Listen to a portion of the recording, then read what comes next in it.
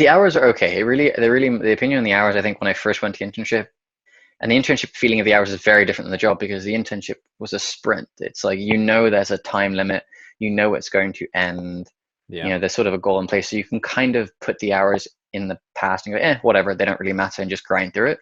Yeah. I think the hardest thing that I personally had was just, I came from an athletic background.